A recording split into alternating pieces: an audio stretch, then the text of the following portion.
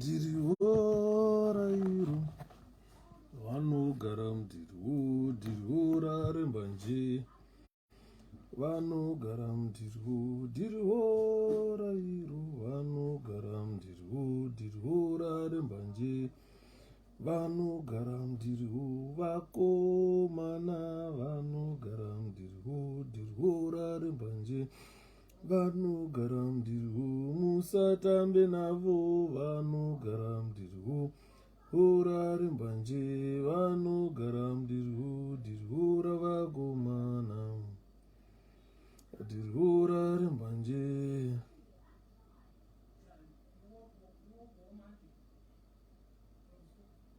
Navakomana vanogara mudirwo.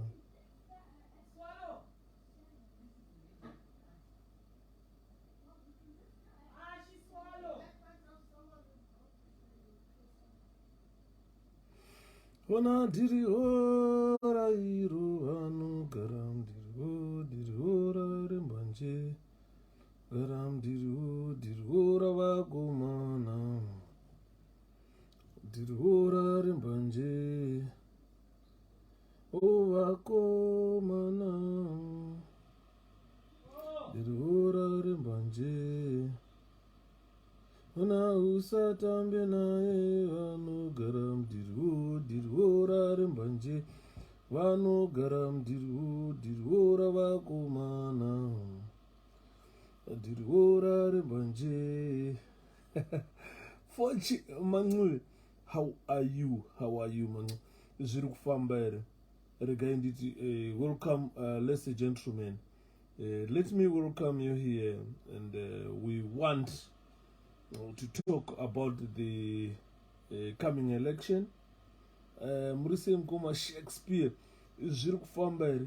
Dirwo ravakomana vanogara mudirwo, dirwo raremba nje vanogara mudirwo, vakomana vanogara mudirwo, dirwo raremba nje nogara mudirwo, musatambe navo vanogara mudirwo, dirwo raremba nje nogara mudirwo, dirwo ravakomana, dirwo raremba nje vanogara mudirwo, dirwo rairo vanogara mudirwo, dirwo raremba nje nogara mudirwo, dirwo rairo vanogara mudirwo, dirwo raremba nje nogara mudirwo, vakomana vanogara mudirwo, dirwo raremba nje vanogara mudirwo, musatambe navo vanogara mudirwo, oraremba nje nogara mudirwo, dirwo ravakomana, dirwo raremba nje vanogara mudirwo, vakomana nogara mudirwo. Taps zviri kufamba hadzi mukuru muse takamirira documentary tomorrow. Mangwana kunenge kwakaipa corruption muZimbabwe. Ndo zvataishitaura zviya kuti takuenda ku election, that election inoda majority vote. Elections are all about or they are concerned about majority vote. So people, what do they know? No matter what methods they are going to use to gain majority, what they want is to count votes and say we got the majority. Mngoma Brighton Saruwaka Zvirudi, Eddie Ndebele, welcome. So let's tag a lot of people, guys. Last time, remember, we have got some stars here received. We can tag, put some stars.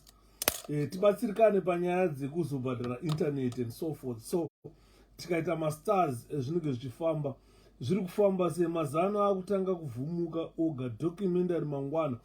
I think now they've learned something, Mazanu PF. Remember last time I was talking about this Hubert Angel, I was talking about this Passion Java.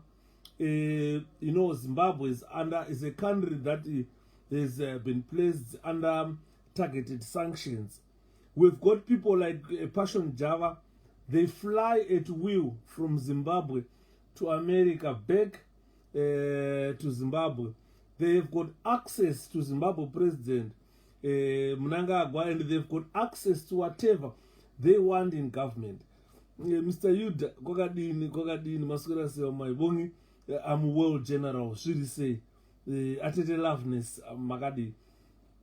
Guys, what I've noted is Zimbabwe lacks what we call intelligence. That country does not have an intelligence department at all. It has got a central intelligence organization that is a wing of ZANU-PF. People who are not concerned about the intelligence of a country.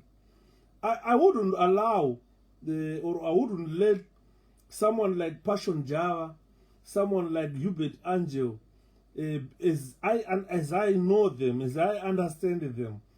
America is a sophisticated country. Let me say America is a sophisticated animal. America is not a simple country. It's a country that invests a lot in intelligence than in defense. I think you guys understand me when I say America invests a lot in intelligence than in defense. So considering people like Chiwenga, Constantino Chiwenga, Atete Philip, Atete Love, well, Zuri say Monaoma. Considering people like Chiwenga, he's not intelligent enough to know.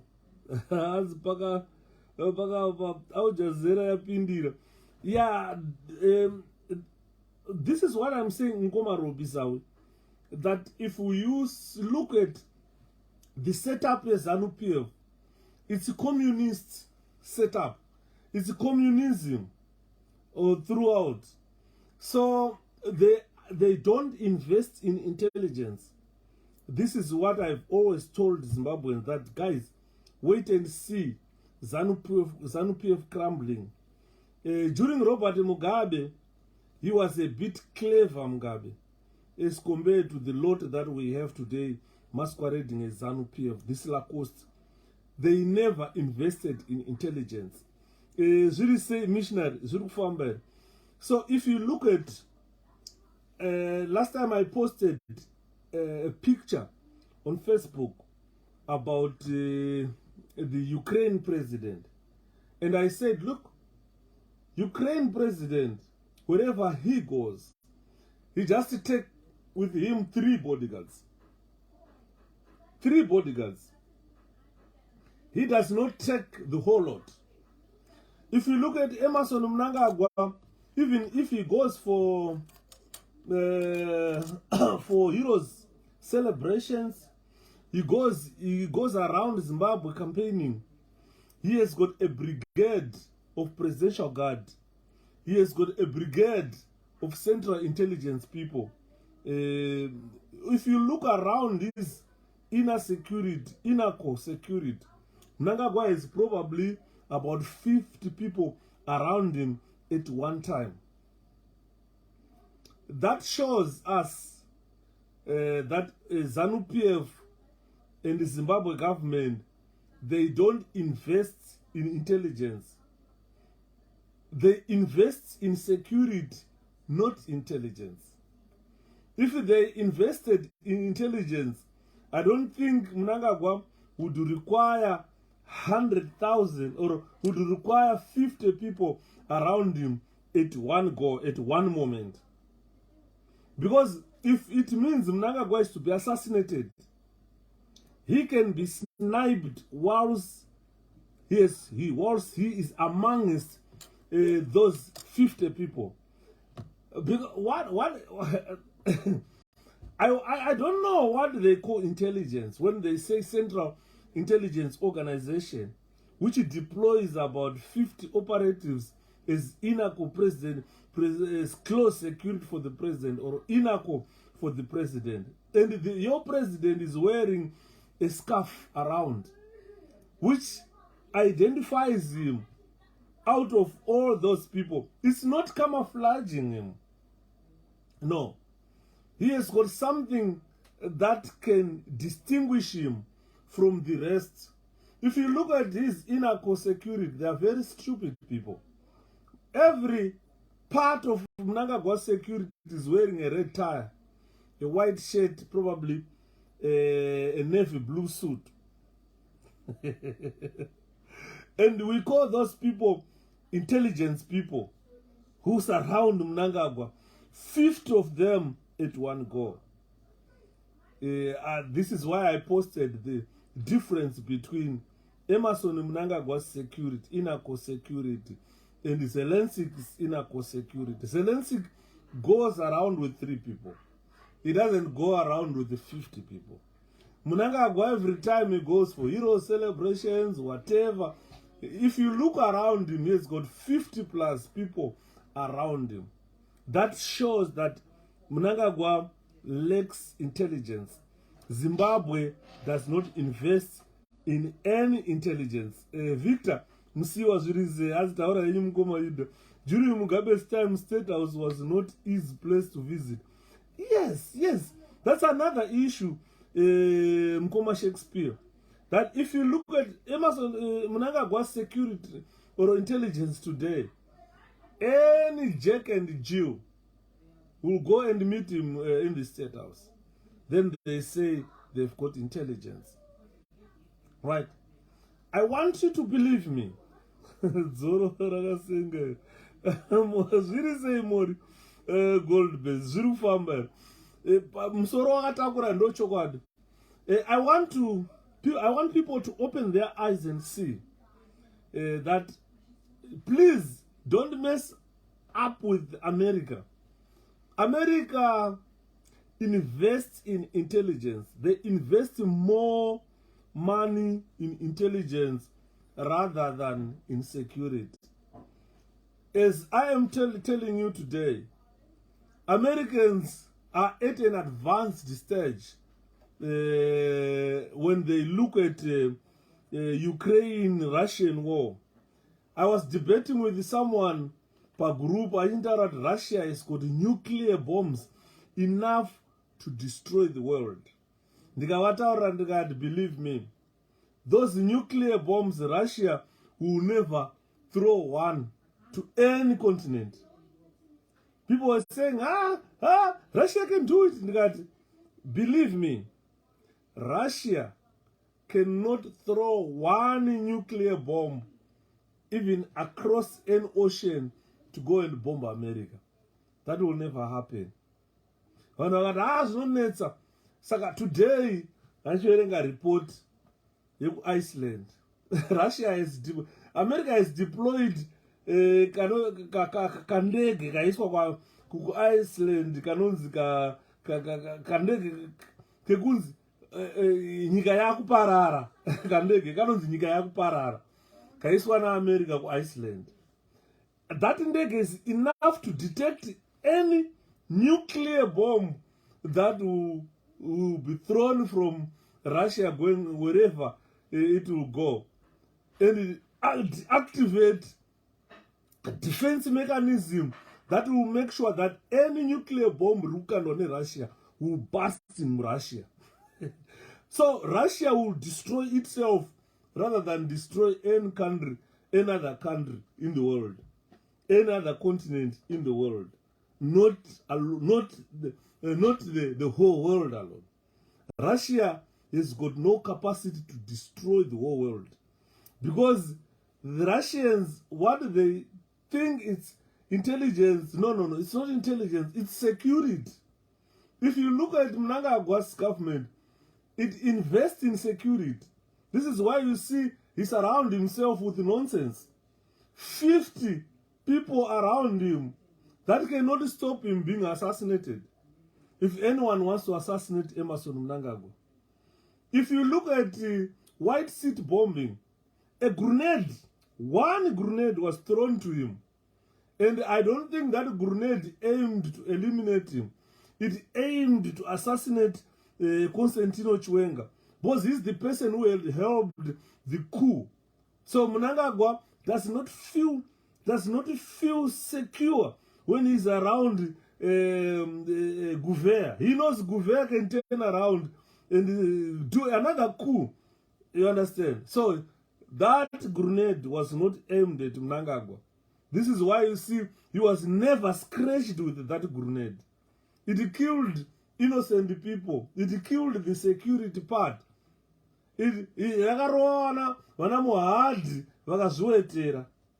Why? It's because it was never aimed at Dambudzo. If it was aimed at Dambudzo, ingadaiso akarowa naro grenade there.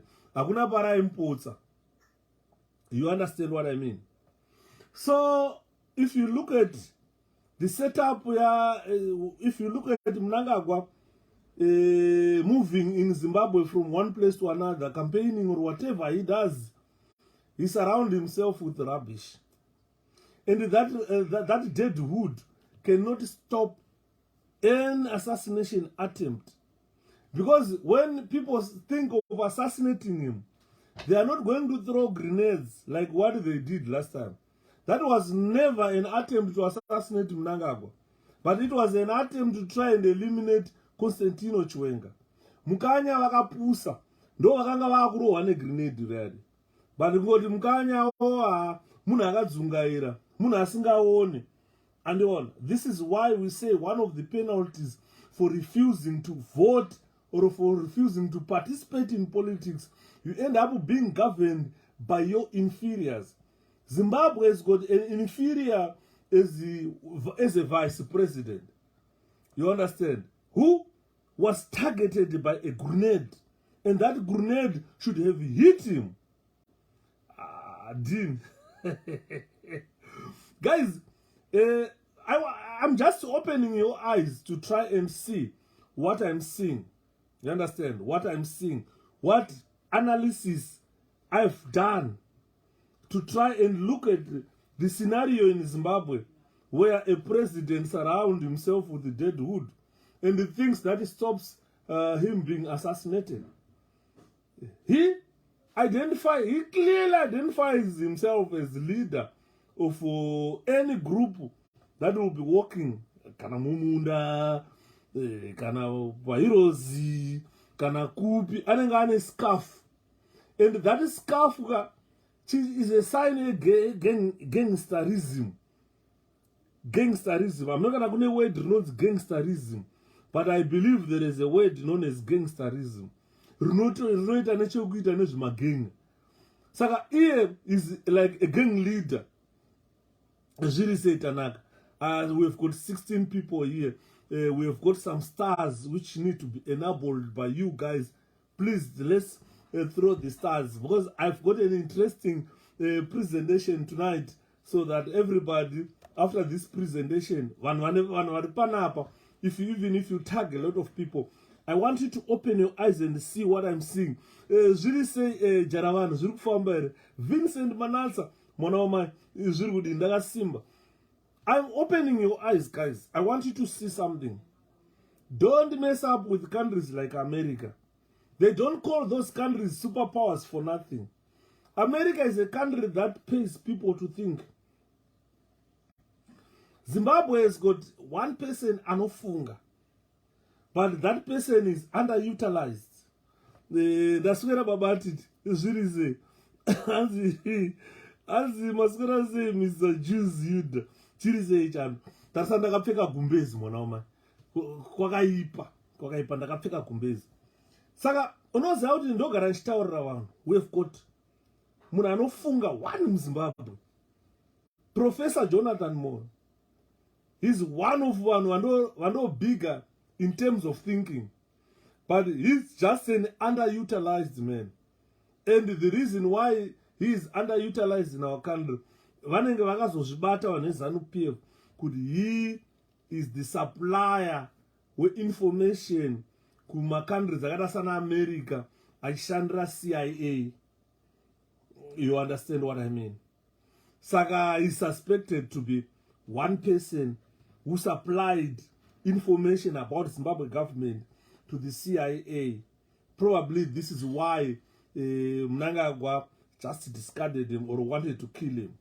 So the mistake yakaita Mnangagwa ndeyekuti haana kuzounganidza intelligence because haana vanhu veintelligence, ane vanhu vesecurity. Those people who surround him havasi veintelligence vayo.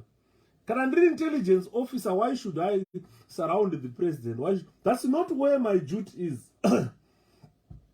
Intelligence, Murise. My duty is not to surround the president and provide him shield. Shield is provided by the security part. The intelligence part, nenda kagara kuterezi, ndakapeta maoko, ndichishandisa pfungwa ndichifunga kuti zvii zviri kuda kuitika pano. What are the strategies required here? Jonathan anoboa kuda kuzonamatwa. Yeah, no mistake. Because he knows kuti he reason. Ano reason. Saka kufunga kwaanoita, Jonathan Moyo anenge akudherera kana kuti kana akagara anofunga kuti is above everyone muZimbabwe. Hapana munhu anofungirana naiye. Because he has been drilled or has been trained by probably the best intelligence department in this world. And Saka people, the president is surrounded because it's another issue. This is why he beefs up his security every moment he steps out of his house. So you find even in his house, the man is not secured. Ndofunga dzinenge dzichitongovhumuka padzaka padzinenge dziri. Ndofunga mbamadzo kana munenge mutone mune mubhedha kana kuti ane bedroom rekofini zvakaita ngechiwenga. Nokuti anomborara mukofini achikaurara pamubhedha. Mukadzi wake chaiye, he doesn't trust his wife. Andorikona. This is why you see he goes around with probably 50 men around him. Those guys are not intelligence people. They are just security. Hakuna intelligence yakaita seiyaye. They are just security. They provide him shield. Kuti in the event yekuti akupfurwa anotanga kuzvikanda yekubara kuti uya asapfurwa. But nyera haina izvozvo manje. Inokubvarurai mese. It all depends kuti ari kusniper nepfuti yakaita sei. Azvinotonzi ndiye akadzidza kudarika Zimbabwe yese ndozvavanenge vachifunga. So if you look at the setup yaMnangagwa, Nelson Madzikatire, zviri same. My brother, how are you? So if you look at the setup, the security yaMnangagwa, that is not enough to stop assassination. If you read a lot about the assassination of Laurent Kabila, he was assassinated, ari beefed up ne security zvakangoti Mnangagwa zvazvo. And plus there were Zimbabwe presidential guard around him, but eventually he ate a bullet. Laurent Kabila eventually was assassinated in DRC, but he had security, pfura yaMnangagwa here. He had surrounded himself with one vaifungidzira kuti ihama neshamwari. How can you be secure when you are sitting on a chair usingadiwe? Udzai madhara enyu azorora ataneta nawo. Thank you, Mkoma Elton. Exactly. So, I was talking about the assassination of Laurent Kabila. You all know how Laurent Kabila was assassinated. He was not assassinated with an outsider. He was assassinated with the same people he secured, the same people who provided him security. And I remember when I was listening to a colleague talking about the assassination of Laurent Kabila. Arikunzi mupfana akamuuraya uyawo. Akauya achida kutaura munzeve mapresident, achida kunyeya nawo. Kabila ndobva lean forward, listening to, he was his aide, listening with arda kuti chimfana aibva draw pistol, aibva rowa Kabila from close range. That was probably first of its kind in the world in the assassination of a sitting president. So beefing his security, Mnangagwa, with that dead wood, vanhu vanofungidzira kuti havasi intelligence, ndeve security. Vanenge vari 50 around him, vakapfeka matie red, vakapfeka t-shirts, white shirts, vachitenderera vachingomhanyisa maziso. Even if you take one of those guys, kuti paunenge uchicheuka uchidaiso paipai, unenge uchikavha maangles akaita sei. What are you looking for? They've got no idea. Because with that type of security, a grenade was pulled out and thrown at them whilst those guys were there. Vachimhanyisa maziso avo everywhere. But someone from the audience threw a grenade. Grenade you can simply tell chabva apa. You can tell chabva apa. And it all. But they were there. They were looking at the people. A grenade was thrown, they never saw it. They just heard grenade rap.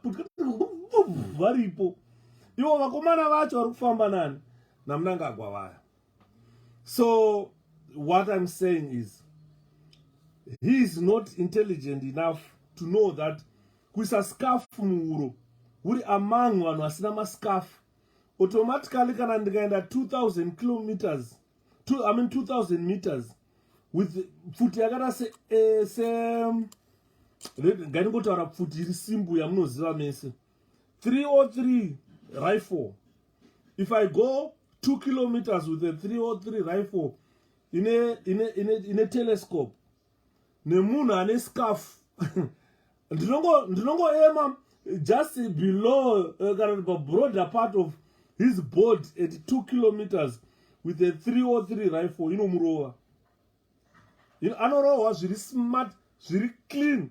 Hapana munhu wanorova paya, unongorova iye ega ari one at 2 kilometers with a 303 rifle in a telescope.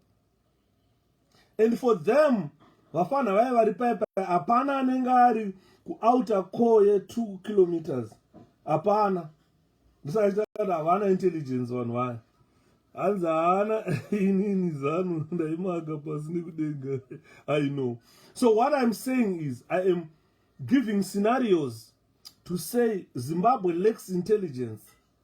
Those people are not intelligent enough to know things.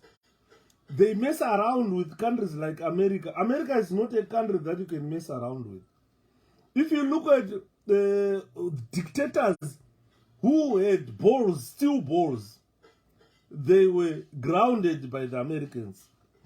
A very good or simple example is about Saddam Hussein. Imagine, with all the intelligence Saddam had, with all the security Saddam had, the Americans had to go and dig him from a war. Akacherwa pasi ungembeva Saddam. Akabuda ari mandebva akadai so vakamubata. One of the strongest men in Asia, but eventually they brought him down. Vana Gaddafi vaifamba nepfuti dzine goridhe kunotora gold renyika unogadzisa pfuti. Eventually he went away. Hatichatauri vamwe vakadhonzwa vakakanwa majere neAmerica. It's not a country to mess around with, because Americans, they invest in intelligence. Ukaona zvakanyorwa zvavakanyora intelligence dzakanyorwa kuIraq dzekunzi Saddam ane nuclear warheads anechi. They did it deliberately. That is the work of the intelligence. They did it deliberately, and they knew they were lying. But what they wanted is to try and get rid of Saddam, which they did. As my bodyguard, akangofanana nemumbanditi munovimba naye here chero majairana zvakadii. Usambofa wakavimba netsotsi, kana makajairana rinotongokubira chete. Zvakafanana bodyguard. Saka ndataura nyaya yaKabila, but he was assassinated by his aide. Akauya mupanhu achitanga kutaura napresident, ndobva alina his big empty head to listen to that young man. And what he got was a 9mm through his skull, and he died. Saka Mnangagwa, because if you see Mnangagwa, he hangs around Nana Maititi. you never know. That lady, she travels to and from UK without any hindrance. Apana anomurambidza kuya ku-UK. Apana anomurambidza kunoona president. Apana. Anytime yafila toda kunoona Mnangagwa, she goes there. Vana Passion Java, they travel in and out of America, fully aware that Zimbabwe is got targeted sanctions against this Mnangagwa. But he goes to the State House. He goes Zimbabwe Emerson Mnangagwa unonwa tina. Anenge aitofamba achitora selfie naye. Don't think kuti anzi ari kutora selfie yekungoti anda kutora selfie na president. Ayo. Zvinhu zviya zvine purpose zvazvo. Zvine purpose. Because if you know Java is not a politician, he's a non-entity in terms of politics, but he has got this access to a very strong political office in Zimbabwe. Do you think kwari kubva kuAmerica ukachiuya nakabata 70,000 achiti ma 70,000 US dollar achimwaira vanhu achipa vanhu achita sei achiti EDP achita sei? Do you think that is a genuine campaign yekuti anoda Mnangagwa?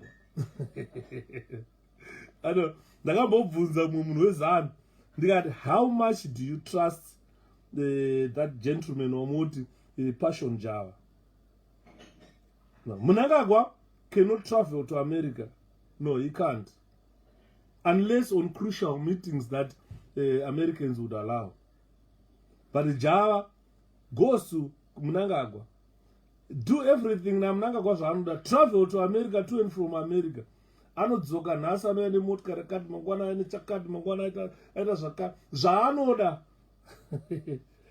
Saka ndichitaura kuti don't underestimate the Americans.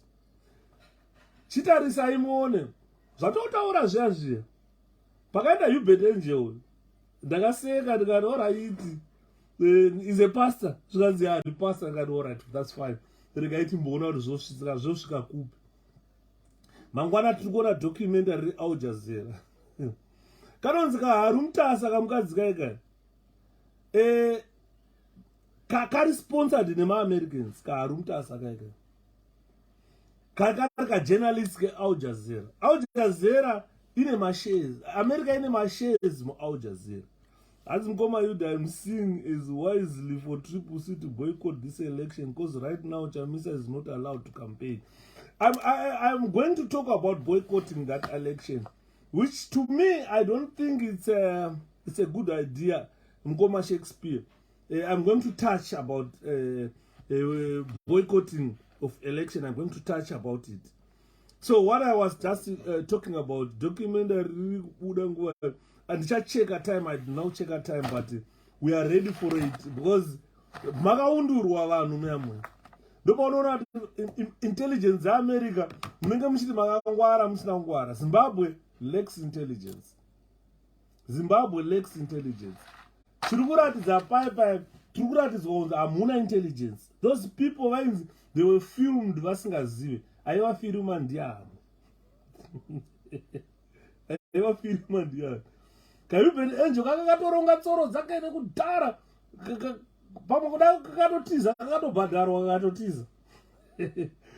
Because Zimbabwe lacks intelligence. And nangoti ndingahighlighta certain things kuti kana uri munhu weZANU PF, don't ever think that ZANU or Zimbabwe has got intelligence enough to do away nezvinhu zvakaita sana America. America is a superpower. Musadherera nyika iyai. Musaidherera. That is no country yandakaona yekuti ino-identify talent. This is one thing that New Zimbabwe should do. To identify talent. Unoziva kuti masiya iwoida when they were like working for the country vasati vakushandira ZANU. My university lecturers vaive kuUniversity of Zimbabwe. Kwaive nevanhu vanga vari maCIO paUniversity of Zimbabwe. Vanhu vaiva, their duty was to teach my students. Vachiticha my students iwayo, they could identify most intelligent students and forward their names for vetting and selection, kusiyaiwo kuti varekrutwe vazoshandira nyika. Anogona kunoshanda kwaanenge achishanda, but achishandira CIO achibhadharwa, because anenge apedza kudaro vanotrainwa and so forth. Ndozvazvakaya ma-lecturers edu ndozvavainyanya kuziva izvozvo. We had lecturers at the University of Zimbabwe who were members of the Central Intelligence Organization. Their duties were to identify talent, identify vanhu vari intelligent, vanhu vanogona vai over ones 1 hour they should be forwarded vashandire the intelligence department of the state. Adzi muchanzwa mazana akuti ndimi mukoma Yuda makarova film. Ya kwandiri vanoziva kuti tinoakacha, but apa I'm not involved. Let me clear my name first. Apa I'm not involved. Apa ndi Hubert Angel nevanhu vake, ndaPassion Java nevanhu vake. Moti mapastors ndoda timuone apa ZANU-PF kana ichiteerera ndikutovapa hint, ndikutovapa kaintelligence ipapa kuti vakada kuziva kuti zvinhu zvakarongwa izvi zvakarongana naJava naye vana Hubert Angel adidimona because ndo vane access yekuenda kuAmerica, ndo vane access yekuti Al Jazeera ikabhadharwa naAmerica yovabhadhara, votora kuti vanhu vobhadharawo basa rechitsvako rakarohwa zveshuwa basa, to the extent yekuti ndatoona kana Nick Mangwana he tried to kuda kutaura to preempt kuti corruption yes irimo muZimbabwe, nepotism yes irimo muZimbabwe, smuggling yes. Ukaona government spokesperson apererwa zvingoti yes zvikutaurwa apa zveshuwa zvito zviri kuitika munyika, wotoziva kuti vapindwa, yapindwa ZANU government yapindwa because it lacks intelligence. Dai ndanga ndiri ndini head of state, I can shake the whole intelligence organization the way I was gonna shake them zvangu nguva sekonda kuti vaende, because vamwe vazhinji vacho vakatorwa kuarmy, vamwe vakatorwa kunana prison, vamwe vakatorwa kunana polisi. So you forward them back kuma departments iwayo and recruit intelligent people. Vamwe vanoto dikita gore rino pakaipa heads will roll, but believe me that documentary will lead to the death of some well-known intelligence officers. Mchanzo papa kuti ningaita tsaona ipapa recently manje chatanga kunzwa matsaona masuicide and so forth, nemakensa asingapera tokunzwa kuti waita cancer, waita covid, waita say very soon that documentary will lead to some deaths. Pane vanofa ipo, mark my words. So this is why I was saying kuti zvese izvozvo guys zvinoda democracy munyika medu yeZimbabwe. Zvada democracy kudaro zvakuda kuti tivote. ZANU-PF they are not concerned about as makensa pakaipa mukoma Nelson parikuya makensa mirai muaone parikuya makensa, parikuya madiabetes, parikunzwa kuti akadonha akafa nediabetes ipapapo parikufiwa exactly atete memo exactly parikufiwa ipapapo, parikufiwa pano makensa aripo, madiabetes aripo ipapa, masuicides aripo ipapa, maaccidents aripo. Ndo zvinhu zvinogona kushandiswa neZANU-PF to kill people. Saka ladies and gentlemen, nyaya yati kutaura panapa inoda tise musoro pamwe chete, because myself as Shepherd Yuda, I took a stroll down memory lane today, guys, not to be saddened by the people I have met in life and the people I've lost in life, and but I took this stroll down the memory lane to be grateful of where I am, to be grateful for the memories that I shared with some people who are departed in our country, some people who are still around in our country. So ndangariro dzandibata nhasi And this is why now I need this type of presentation. Is because of this straw that I took down the memory lane. Remembering strong people that I met in life. Remembering some people who are still there, who are still back home, that I had rubbed shoulders with. This is why you see at the introduction of this presentation, I spoke a lot about intelligence. I spoke a lot about security and intelligence. Looking at what the president of Zimbabwe calls intelligence, was that is not an intelligence department, it's just a security department. Just like wana mahobo, msatuka wana mahobo, forced, safeguard, vakatotrainwa better than vamwe vatinoona pai. Because ukaenda kusafeguard nhasi, you find ex-commando, ex-police officer, ex-chi, vacombina. They are a strong force, vakomana veve. Saka, I've taken this straw, looking at all that scenarios, looking at those scenarios, probably to see the great family and friends that I have had in my life, the friends that I had in my life, family that I had in my life. It's very important to take that straw down the memory lane. As I'm seated here, as I thought about them, as I thought about scenarios that I witnessed in Zimbabwe, scenarios that I saw, scenarios that still linger in my brains, I can hear a lot of voices now. As long if I sit down, meditate, stroll down the memory lane, I can hear some of these people's voices. Ndaitaura musuno ndikati ndoti ndikagara dzimwe nguva so ndikarangarira tonderai ndira ndinonzwa ndikangotanga kumurangarira shamwari yangu ndotanga kunzwa voice rake chaicho kunzwa kuti this is Tonde. Andinoona sometimes this straw ndirimembe zvakawanda. This voice is Tonde.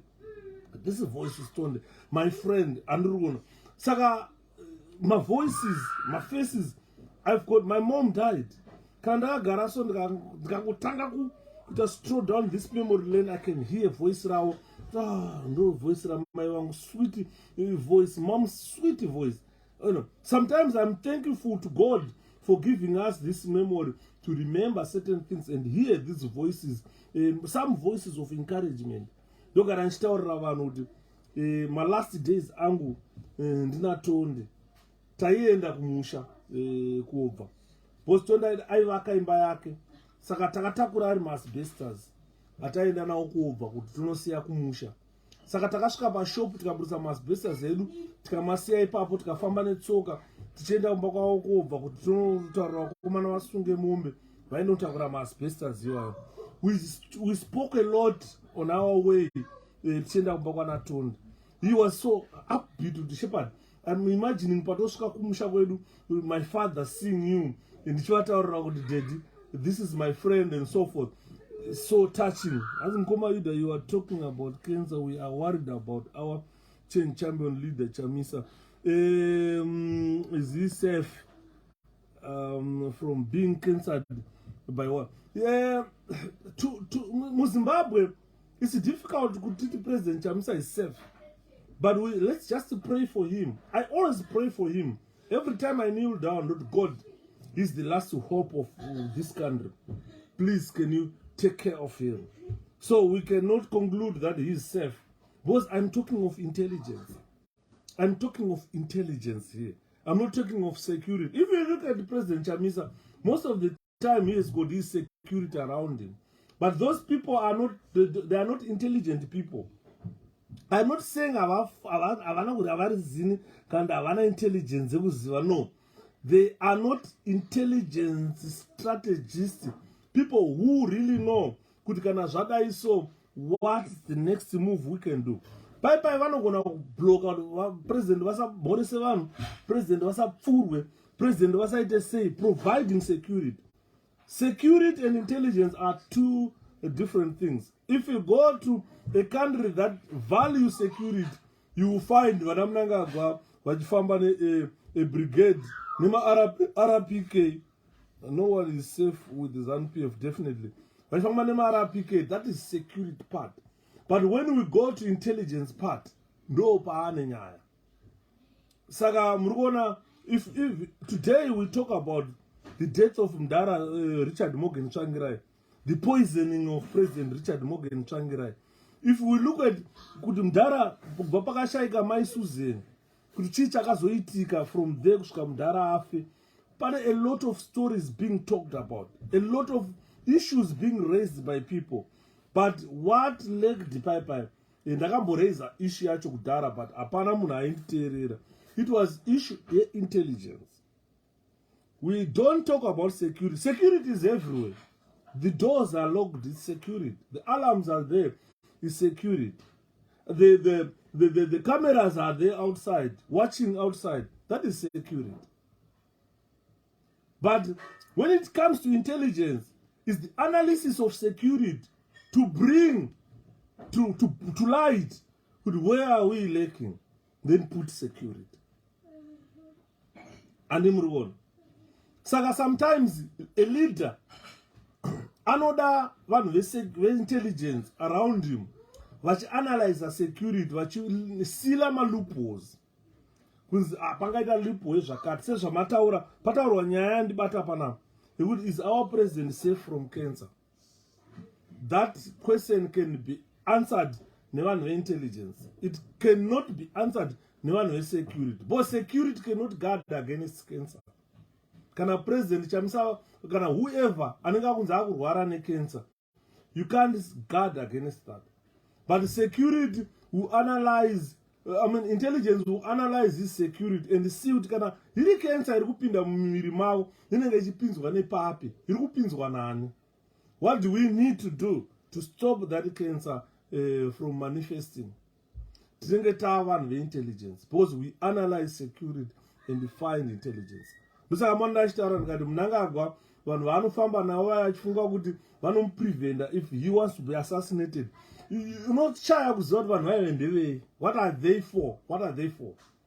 Kana ane vanhu 50 vane masutu nematai matsvuku, around him ane masoja vane ma-RPK nema-anti-air. Because he's just beefing security. He doesn't beef intelligence. That security cannot stop him from being assassinated. Who gives security to the president in Mkoma? It's a trick question, Shakespeare. Very trick question. But let me say, if we look at Mnangagwa, let me not touch President Chamisa. Let me touch Mnangagwa. If you look at Mnangagwa, security yake is being provided ne army, ne CIO, ne army, CIO, ne police. Police wane inonzi police internal security intelligence. Because oya army wane MID, wane presidential guard. Because ya police wane kune PPU food ino provide security. Kune another department lakanga natunonzi chinoda kutanga intelligence chichirino provide food security. So what they invest in is security. They don't invest in intelligence. Because intelligence is just analysis of security to find the methods of preventing wana cancer iwawa kuti vapinde muropa kana vauraye our political activists. Ndo zvamuri kuona zvatakaleka pana Mdara Tsvangirai. If we wanted to protect Mdara Tsvangirai enough, we could have put intelligence in place, an intelligence department in place, which will even identify could around the president Tsvangirai. Vane mningina wawanonzi Colin Tsvangirai. Is he genuine? Saka vanhu veintelligence will work on Collins Tsvangirai to see is he genuine. Takuzoona ezvinezvi vaTsvangirai vafa kuti he was never genuine. Ndosaka muri kuona vaTsvangirai vainzi ayo diplomatic passport vanayo kuGermany kune vanhu vanogona kurapa cancer, but instead vana Collins there to snatch Tsvangirai's passport to ensure that Tsvangirai does not travel to Germany for treatment. Kusvika Mdara Tsvangirai vafa. Saka kana makushandisa intelligence now, apa zvinhu zvaifana kuve zvakaitwa intelligence zvakaita analyze realized before Mudhara Tsvangirai vapinda muchipatara kurara pasi vachakasimba kuti alright tinoziva kuti Mudhara munin'ina wake zveshuwa, but munin'ina waTsvangirai uyu haana chigaro kutriple C kuMDC, haana chigaro, haana, but anoswera ari muofisi yaMudhara Tsvangirai anenge achidei imomo. Andinoona haana juti raari kuita kuMDC, but he is always in Mudhara Tsvangirai's office. What is this gentleman doing there? Saka intelligence will come up with all possibilities that kana Mudhara achinzi achapoisonwa achizofa necancer achauraiswa nemunhu nehama yake iyoyi. And just few years down the line takuona Mudhara Collins Tsvangirai akujoina ZANU-PF. Andiri murikuona. Saka that alliance yekunzi ajoina ZANU nhasi, it did not start today. That alliance started long time ago, but because of lack of intelligence takatadza kumubata Mudhara uyo, kuti Mudhara uyu kana Mudhara Tsvangirai achizofa ndiye munhu anouraya Tsvangirai.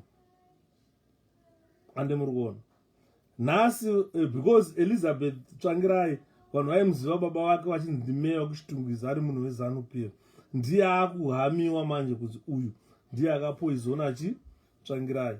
But it won't surprise you kuti Elizabeth never joined ZANU. Probably haane nechekuita nekufa kwaMudhara uyo, but hama yake munin'ina wake wataiti uyu is blood brother to this Morgan Tsvangirai eventually poisoned him.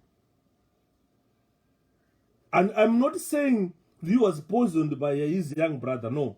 I am saying intelligence analysis, considering the actions that this Collins took after the death of Tsvangirai, zvinenge zvaakuratidza kuti anga asina alliance neZANU nhasi, but agara ane alliance neZANU-PF from the word go. Andiri murikuona. Saka intelligence should have helped us there. Saka ndiri kutaura kuti Mnangagwa is not in safe hands in terms of security. His security is there, but his security is nothing. They can't prevent his assassination. Kabila had security around him. He was assassinated. Mnangagwa had security around him. A grenade was thrown to him. And it won.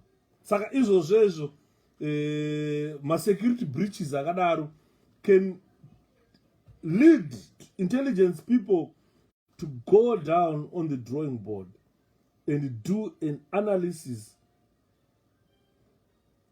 Yeah, security system. Does Mnangagwa need or needs 50 people around him at one go? Can that stop him being assassinated? What threats or the amount of threats or the rate of threat that he can eventually be assassinated? And who can assassinate him? Andimona zvakawanda zvinhu zvinobvunzwa paya. Ndosaka mwana ndachitaura kuti that has made me stroll down the memory lane, looking at some very influential people that I've met, brushed shoulders with, the likes of Mudhara Tsvangirai ndachitaura pano. Chokwadi chizere Tsvangirai akaurayiwa nyama. Handiri muri kuona mukoma Jola. This is zvakubuda pachena now. Because of mabasa atakuona akuitwa ekuti kana taifunga kuti munin'ina waMudhara zveshuwa. Honestly, let me be honest with you guys. I lost a brother, I lost a friend, I lost a sister, I lost an uncle, I lost all of a sudden. Nongosimuka nhasi ndakuti guys, I'm joining ZANU-PF. Idipe. Then vakomana ve-intelligence must carry out an analysis panapa kuti vaone kuti Shepherd, is he genuine EDP? Shepherd na ED vakatanga kuzivana kubva kupi? Guys, ifungai ipapo, it's not easy. If you see the way Tsvangirai was brutalized by ZANU-PF under the instruction of Emerson Mnangagwa. He could take police uniform and clothe the ZANU-PF youth to go and attack, try to kill Tsvangirai. Then his brother eventually goes to ED and say, ED, I've joined the ZANU-PF. Ipapo mupa no vasia pakahenga. I'm not concluding that with the angadaya akauraisa Mudhara Tsvangirai, but honestly considering the brutality his brother faced in the hands of ZANU-PF, all of a sudden you become a ZANU-PF supporter.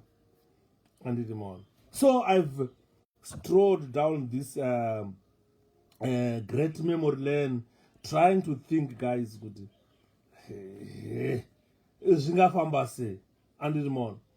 Saka, I've done it before. I understand I've done this before. I've strolled down the memory lane before. I've even made some presentation about it. I will continue to do it so that I will help Zimbabweans to open their eyes. Because whatever we are doing now is let's focus on elections. Because voting is what we want now. Voting is what we want now. We need to focus on election.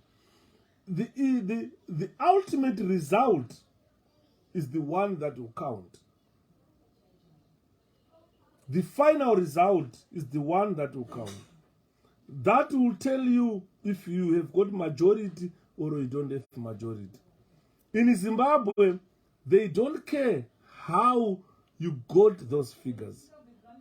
Some people were killed for those figures to be obtained by ZANU-PF. Some people disappeared for those figures to be obtained by ZANU-PF. At the end of all, ZANU-PF ndo yani majority. Hanzi vana James Mardad vaive spokesperson aTsvangirai, but vari masiyayo. We failed Mudhara Tsvangirai. I don't want to lie, guys. Sometimes when I'm sitting, strolling down that memory lane, I see that I did not play my role properly. Because I'm one of the influential people when it comes to intelligence and security. Because ndakatraina intelligence, ndakatraina security. So I really understand kuti kana paitika ma-issues akadaro, whilst I'm an MDC person, I should be helping. I give my services voluntarily. I don't demand any payment. But I still feel like we let down Mudhara Tsvangirai. We did let him down. Yeah, James Mardad, yeah. Ndakairaise ini ndiri kunoku ku UK. Because James Mardad either will replace Timothy Mbao as member of parliament for Mabvuku. Timothy Mbao akanga replace Justin Mutendadzamera. You still remember Justin Mutendadzamera? Aive nemukadzi aive mupurisa and Blazi wacho aidzaikwata. Blazi ainzi Mutendadzamera Justin, who was the first Mabvuku member of parliament. Blazi aikwata uyo. Mukadzi wake aive mupurisa, mukadzi wacho akasvika paudzingwa basa. Justin aiti akazvivharira mumba anga asingabude. Ndofunga kana kuweta dzaitowetera mumba kana gamazhura mumba. I said Chenkwanda bwanji mwene. Ndikutaura MP wekumabvuku okutanga ainzi Justin Mutendadzamera. He was ndo ma MP ekutanga tanga aive nequartercraft Blazo. Ndofunga mumba make aitogara negamazhura. Mozi achatoti gamazhura kana ujeri. Chigamazhura chitini chekuti unowetera nekudhotera imomo mumba haubudi panze. Mfesa aikwata. He was once attacked neZANU-PF. Angari munhu anga akadherereka who always got attacked neZANU-PF. Sometimes it will justify why he was always in hiding. He was a member of parliament who was always in hiding. Hi, my brother. Sorry, Tawaya. Makuda kuti unopedza. Tine 1 hour chat. I think hour yacho yatokwana. But ndichine a lot to cover. Chenkwanda. I still have a little bit to cover before I call it quits. I'm talking about Justin Mtendadzamera here, who was first member of parliament for MDC in Mavuku. Dzaikwata blast zacho. Mukadzi wake was a policeman. But I wonder, he was just a member of parliament, always in hiding. Kuchka. I'm not sure dzakazoenda kupi, but he must still be around, that gentleman. Ndiye akazoreplacewa naTimothy Mbau. Timi dzakazosvikanyira. Members of parliament edu vane problem. One yekuti if they are elected into parliament, vanobva vafunga kuti this thing is permanent, hazvichaperi. They neglect vanhu vakavabatsira kupinda muparliament. Unoziva kuti hapana chaunobva shamwari. Kuti ukapuwa kana ka 10,000 zvaita job scala zvazvo. Hey, nanhasi ndikafunga job scala ndonyatsokuona kuti ya ndo vanhu ma-MPs anodiwa muZimbabwe vakaita saJob Scala, not because of bravery, but Job Scala aiti akaora mari yaanohora kuparliament, yaanopuwa kuparliament, yake yaanodya kumba kwake nemukadzi wake, imari yaanoshanda kulaw firm. Mari yaanohora muparliament yaJob Scala imari yaanobatsira constituents. Mukafiwa anotenga chikafu, anotenga makofi, anotenga makuva, achiviga vanhu. Anzi mukoma ndanonoka kusvika manonoka sikumbo wanonoka ndo chokwadi, but chine law to cover anyway. Saka uri kuona munhu akaita saJob Scala, munhu wekuti haakanganwe vafana vaakashanda navo, anovabatsira vafana vaya vanosungwa pamabhero, vamwe vacho havana chekudya, anovatengera chikafu and so forth. That is the type of member of parliament watinoda. I still remember, kana pachina vanhu vari kuremember panapa, kuti patakaita first parliamentary elections 2000, vakomana vakapuwa maNissan hardboard. Tumwe tumaNissan twatungori fani so twin cab twakauya kuparliament vakapiwa vakomana. Job Scala akatora yake twin cab, I still remember that. Akaitengesa, akatora mari yacho akavaka musika, akati mari ndoda kuvakira madzimai vemusika vakandibatsira kukambeni kuti vasanaiwe nemvura. Nanhasi musika wacho uri ikoko, mukaenda munonouona. Akatengesa motikari yeparliament Job Scala, akatenga kamotikari kamukaifamba nako karifaniso. Andoona akavakira. This is why Chitungwiza, kunana Chitungwiza Job Scala anodiwa, because he work with the people, he work for the people. Andili murikuona. Saka vanovarairwa vakomana vedu kuti kana vachinge vapinda as members of parliament, kana kuenda kuchinomuona chaiko hakwanisi kumuona. Ukasvika ndoda kuona MP anzoendai kuofisi, anzoendai constituency office, ndokwamunovaonera ikoko. Asi pataikambena taienda kumba kwako, tichisvika anytime uchiti ayuta zvirisei komana toita sei panapa. Now MP, kana ndauda kukuona ndakuenda kuofisi, unoswera paofisi wakamira kudai uchimirira MP kuti vauya haumuoni. 2-3 days haakufonere. Ndo mistakes anoitwa nemamembers of parliament edu. Ndosaka uchiona sometimes I value vanhu vakaita saPresident Nelson Chamisa. Hapana pawaimutsvaga ukamushaya. Tendai biti chai biti yavo. Ndaimuka kumba kwangu kuseni, ndotange munhu ari kujoga ndichienda kumba kwaTendai pamhiri paya. Ndosvika kumba kwabiti kwekwe ndonoka chigedhi chaichi. Chovhurwa unzi ndiye ndondi Yuda. Ndoda kuona MP unzi pinda. Naipinda noenda mba kitchen kwabiti, kitchen kwekwe madam wake varipo. Ndopa ndakaziva kuti chimpana chodya porridge. Ndatikasvika wanzwa biti oti Yuda, ndoti honorable garap. Porridge richirimo here, imuisirewo plate yake. Ando ndotoisirwa plate yangu takutodya porridge paipa. Totodya totopedza kuti ngatipinde motikari tiende kutauna. Nomuzana handina mari yekudzokesa, hanzi hande chete ndokupa mari yekudzokesa. Taenda kuHanen Blackenberg kwaishanda biti, topinda muofisi meme chichanetsa Yuda, totaura zvese nabiti, mapepa ogadzira. Aitombomira basa Tendai to attend us. Totaura tapedza paipai onipa kana mari yebhazi tichidzokera kana kuti driver mhanya unodropa kuchikurubhi. Andiriona ndo members of parliament anodiwa. This is why you see people vachida Tendai biti kuHarare East constituency. Andiriona because anoshanda nevanhu, anoshanda muvanhu.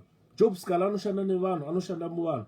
President Nelson Chamisa vaishanda muvanhu, vaishanda nevanhu. ndiye president Nelson Chamisa ndo akaproposa kuti muiswe kuwadzana kuiswe library. Vanhu vachiti mabhuku ana basa, mabhuku amuri kuona ari kuseri kwangu, mabhuku ane basa, mabhuku anovhura pfungwa.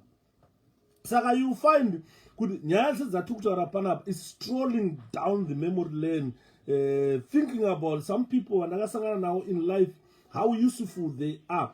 But the musoro wenyaya, the musoro wenyaya is the vote. This is what is important for us, because if you look at everything that I've mentioned here, some folks, ladies and gentlemen, they get frustrated. Vamwe vanouya mupolitics porije azindorifarira sei ngoma. Alan, ndakadzidza kumba kwabiti sendai ndio kwandakadzidza porije. Tendai anodya porije kuseni biti yavo, anovabota kuseni. Ndiye munhu akazota kuti ndirizoenda kumba kwangu ndotaura madhamu kuti ngatireere kuti hupfu ukagayiwa mosefa hupfu mani ngirachasara mogeza mondibikira porije. I learned it from Tendai Biti. Takakura sikadye porridge. Taiti porridge rero rengura, but I learned it from TB. Every time I ndikaenda kumba kwake kuseni asati abuda, taitodya porridge. Handiti muona. Saka you find nyaya dzatiri kutaura panapa, members, some people they go into politics hoping to earn something for a living. Boza mwacho marova mwana mboshanda anongaita pamwe ndikashanda na MP ningi anozondibatsirawo mangwana anondipawo. But MP anengane like Tendai Biti, he had about 19,000 people who voted him. He cannot afford to give each and every person a pen. But vaakashanda nawo around anogona kubatsira. Inini akandibatsira not with the finance but kundibatsira with the legal expert kuti ndizotadza kudzingwa basa kuprison. So I value Tendai a lot when it comes to helping his constituents and helping his people. So you see that if that doesn't happen to you, most folks, they end up being frustrated. And you know, they can stay away from voting. But to get an election, which is a crucial election, on the voting day, most not a habit around Batsira, vote. Trust me, guys. Trust me. Trust me. If you are doing that, if you are not going to vote because I know about Surana MP, you are so frustrated, guys. Democracy will continue without you. Trust me here. It's not about BT. It's about you and what you aim in your life. If you don't go and vote because you are frustrated by what an MP did to you, or MP awana kubatsira yoga wabatsira ukambena, you are not doing yourself a favor. You are not doing yourself a favor. Democracy doesn't stop because awuna kwenda no voter. Democracy will continue without you. Ndakupindura question ndabvunzwa panapa na mkoma Shakespeare kuti kotika boycota election sevanhu vasiri kubvumirwa kukampena. Ndikati democracy will go ahead without us. We are not the only opposition political party. ZANU-PF is good at creating the opposition. Today they created Douglas Monzora. So if we boycott as Triple C and allow Monzora and allow the election to go ahead, then Monzora will be there as opposition. ZANU-PF is good at creating its opposition. This is why you see when they were creating Monzora, they made sure that he gets control of Harvest House. How he got control of Harvest House, he had to be given soldiers and police to go and wrestle Harvest House from the MDC into Douglas Monzora. Douglas Monzora is not MDC. Mafike zolo vai. Vana Monzora vakauya tatineta nayo MDC. But you find that ZANU-PF created him. Wrestled Harvest House from MDC into Douglas Monzora, into Lacoste. He got presidential guard to assist him. He got support unit guys to assist him. You saw our Secretary General Charlton Wende challenging them to say, but why? This is an internal squabble. Why should the police get involved? Why should army come and snatch the headquarters and give it to Monzora? Why are you arbitrating? Why are you intervening? You understand? So if you don't vote because you are frustrated somewhere, somehow, democracy does not stop. It will continue without you. Even if we boycott election, the election will still go ahead. 2008, when things were thick, when ZANU-PF was killing us, we were being hunted like rabbits. We were being killed like lice in ZANU-PF in 2008. 27 June, Ndara Tsvangirai boycotted. But the election did not stop. The election went ahead, despite Tsvangirai withdrawing. And Mugabe claimed that he had garnered majority. So he was going around the world with a figure, right? This is my votes, this is the majority. And the world accepted the results, took Mugabe as the president of Zimbabwe. That is the election yandakaita expose. Rigging yaitwa ipapo, even if Mugabe claims majority, is this the way you get majority? That is not the way you get majority. But election did not stop. Triple C boycotting 2023 election, boss. We are not being allowed to campaign. Election will not stop. It will still go ahead. And let's count 5 more years of struggling because we stayed at home, because we did not go and vote on the day in question, on the election day. So boycotting is not an answer. Boycotting is not an answer. I think I've answered the question of boycotting election. That boycotting is not an answer. But we should use intelligence. This is what I always tell people, that let's utilize the intelligence that we have. Find another way of penetrating. A good example is Nigeria, yes. Nigeria people registered to vote, but they did not turn out to vote, which give advantage to the opposition. They did not turn to vote, Nigerians. And if you look at the Shema election, quite a manual, my ballots, my soldiers, raid Australia, my ballots, say, it was all in shambles. As a result, look at the 3 opposition candidates, they had 13 million votes. And look at the winner, had 8 million votes. The opposition combined won the election, but because of divisions and these frustrations and so forth, they led to split vote, which gave an 87-year man an advantage. Nobody around the guy. Couldn't move wezano andakadebata naye. At 50 years, what are you still doing in class? No pension yako. And you are now talking sense Mgomo. I never thought about Monzora going as opposition. Yeah, definitely. That's what the ZANU-PF did, Tanaka. They created Monzora, Kumita opposition. He was no near the leadership of MDC. Monzora couldn't be the president of that party at all. He couldn't. He couldn't be the president of that party. And one. But ZANU-PF saw it. This will take ages for him to qualify as president of MDC. Why can't we catapult him?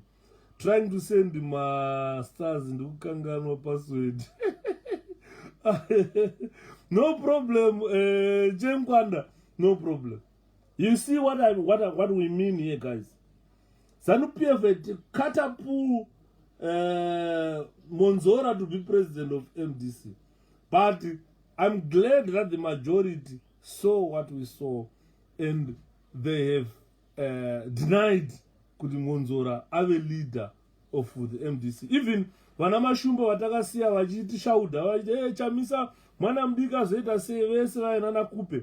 They found it. Uyu munhu cannot be leader of MDC. I'm glad people saw that. So what we are saying here are the consequences of you staying at home, ladies and gentlemen. The consequences would be profoundly endangered to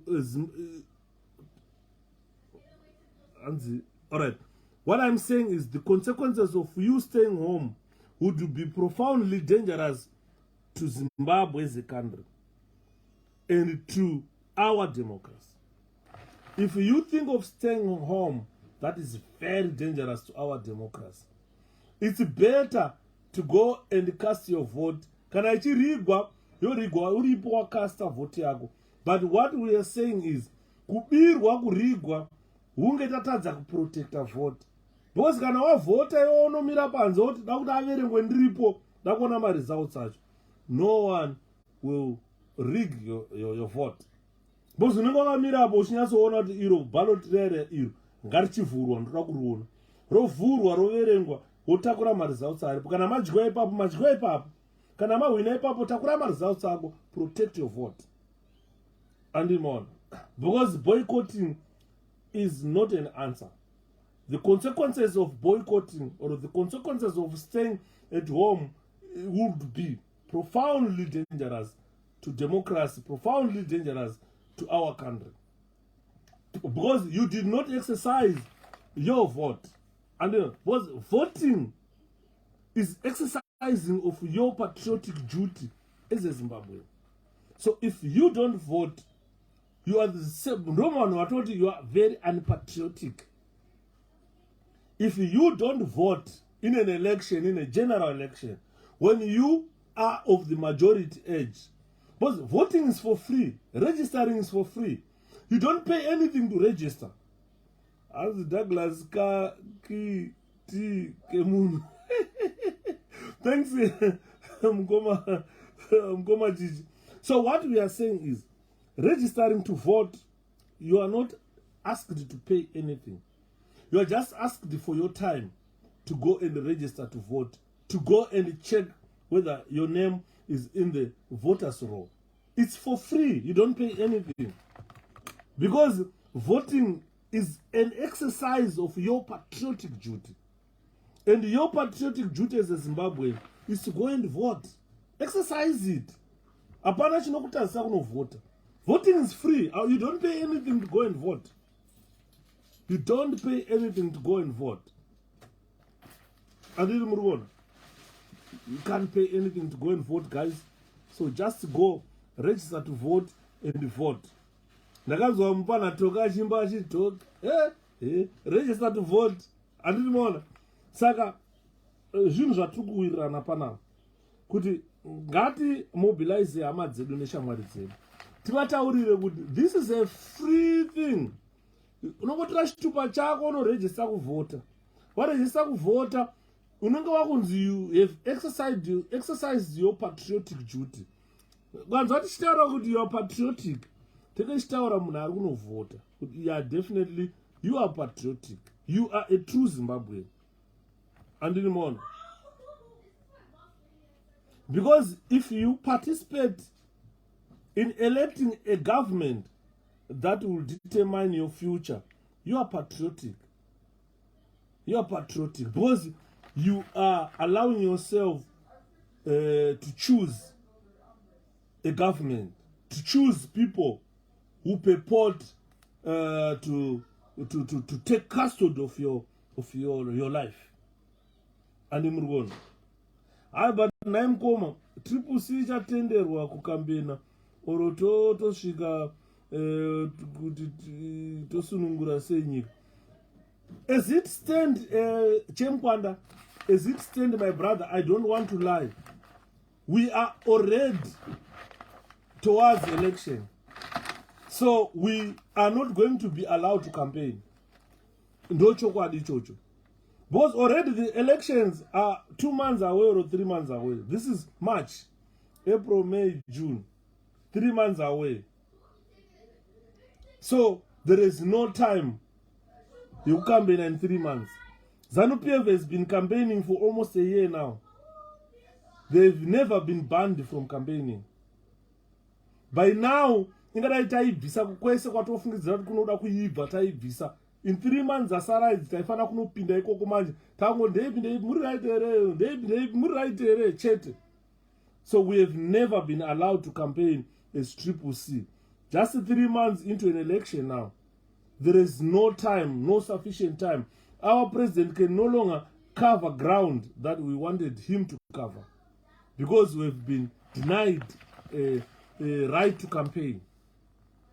And ndiri ndosaka muna ndichitaura every day when I come live every day here. I always tell you guys pane video honorable Caston Mateo, I think it's about 3rd or 4th attempt to try to hold a rally in his constituents, and MP is not allowed to meet his people. He has been denied chance to talk to people who voted him. The police have banned him.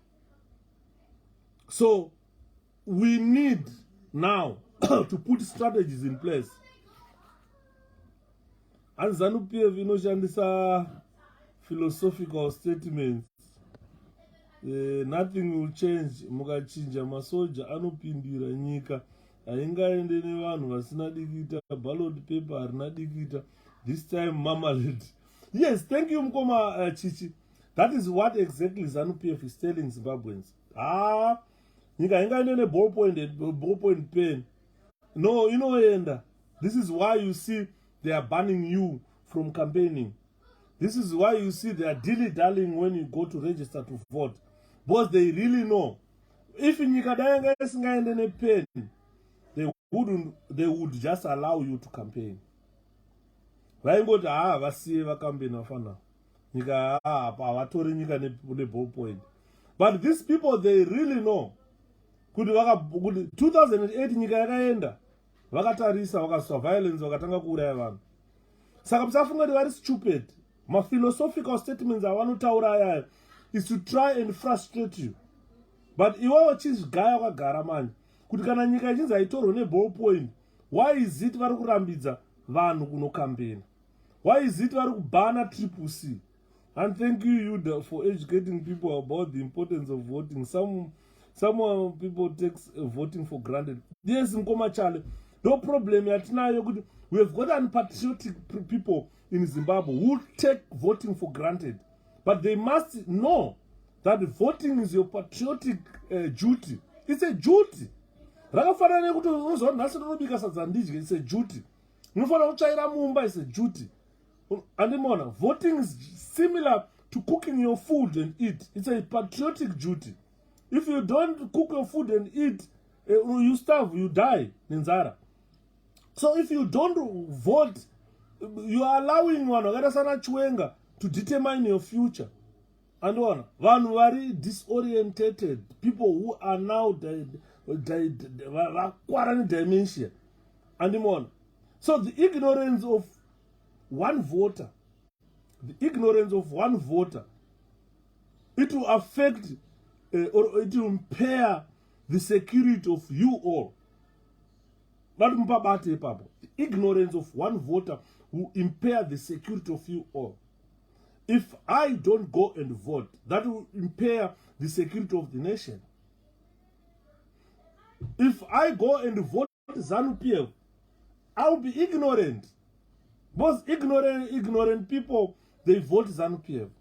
And once you vote ZANU-PF, they are putting the security of every Zimbabwean at risk. Because you cannot continue to put X on a political party that bashes you. When it comes to elections, you are bashed. Every time you go to an election, people are killed. And if you go and continue to vote for ZANU-PF, you are impairing the security of the nation. And let's also salute Mayor Mafume. People vote for Triple C. This is why you see Chombo and West Wangamude Mafume. Wana July more. Because Harare yadirwa sugar. And it has taken Zinara to court with Iowa. Zinara ngaibviswe responsibility yokukolekta mari yekanzuru. Kanzuru ndio inorana Harare. Saka kanzuru ngaikolekte mari dzayo iwane mari yekugadzira road, because mari dzeroad dziri kutorwa nevamwe vachinodya uko. Road dzacho amapotholes, mapedza pama kuti triple C cancel. What is Sinara doing nemari yecancel? As we don't take it for nzira zano kuti tiri mumakwara inongoda muchinda muchida musingadi. So this is what I'm saying now, that if you see this is what I'm saying, Chemkwanda, that the ignorance of one voter impairs the security of the whole nation, or impairs the security of you all. If you see an ignorant voter voting for ZANU-PF, that impairs the security of you all. If you see an ignorant voter who does not go and vote because he was frustrated or he doesn't want to go and vote, that impairs the security of you all. What we need now is to make sure that every person who is eligible to vote is registered to vote and is going to vote on the day of voting. Voting is not only our right, guys. It is our power. You understand? Voting is not just our right. It is our power. Because if you vote, you are choosing someone to determine your future, your children's future. So if you don't vote, you lose that right to complain. Because if you vote, you can acquire your right to complain.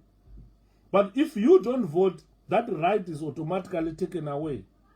Voting is free, guys. This is why I'm saying you guys must go register to vote. Munofuka wana shepherd Yuda isusu dai misoro yedu isiri pa wanted list. Inini ndiri munhu wekuti ndikatsika muZimbabwe nhasi mafiresi acho munoawana everyday one. Kunzi hanzi uchafira hanzi aufa wakadhotera muZimbabwe. Mafiresi anopuwa neZANU-PF mamwe acho unofanira kuseka zvangu ndakagara panapa. Zvikanzi aufa wakadhotera muZimbabwe iwewe. Ramba wachitaura zvauri uchataura uri kuBritain, you will never come to Zimbabwe. Munhu ari kutaura ndiri kumutaura my brother, just be bright. Vote for what is right. Just be bright. Don't be dull. Most ZANU-PF people are dull. Just be bright yourself, my brother. See what other people are not seeing. See your future. See the future of your children. Be bright. Vote for what is right. And voting is free. Just go register to vote. Go on that day. Put your X. That's it. Because if you don't vote, stop complaining. You have taken away your right to complain. You can't complain because you did not vote.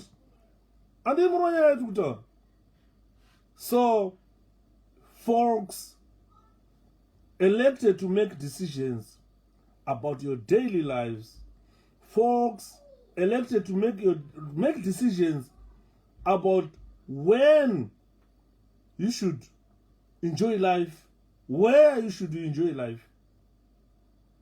Folks who make decisions about your daily lives are elected by you. When they fail to provide, then you can complain because you exercise your patriotic right. You're a patriotic person. That is what we call patriotism in our country. Because tukutaura kuti votera vanhu vanodetermine your life, everyday life. Vanhu vanodetermine kuti even kana mwana wako akaitwa sexual assault, kana mudzimai wako kana iwe ukaita sexual assault, these people, they determine how you are treated. So they are very important people to elect, and you should be bright to know what is right.